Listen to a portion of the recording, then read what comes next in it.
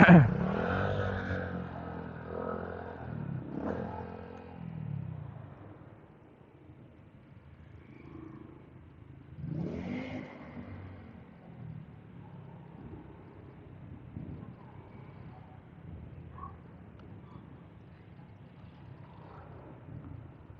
traffic pa rin, araw ng Lunes.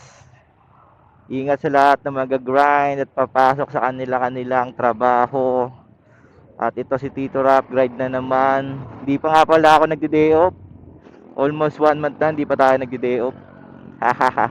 Mga Tito Rap yan.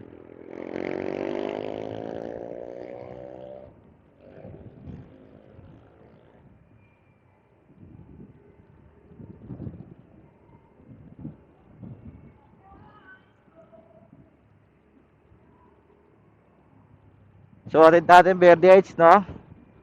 So, yun nga pala yung first booking natin, ever. Ang order niya, 980 worth of coffee. Siguro paninda yun.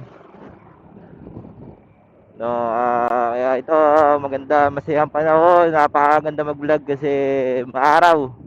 Okay lang kahit mainit kasi sawa na tayo sa ulan eh. Tangina, almost 1 month din yung ulan na yun ha.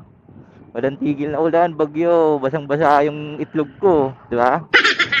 Basang-basa yung itlog natin, kaya yun, puta.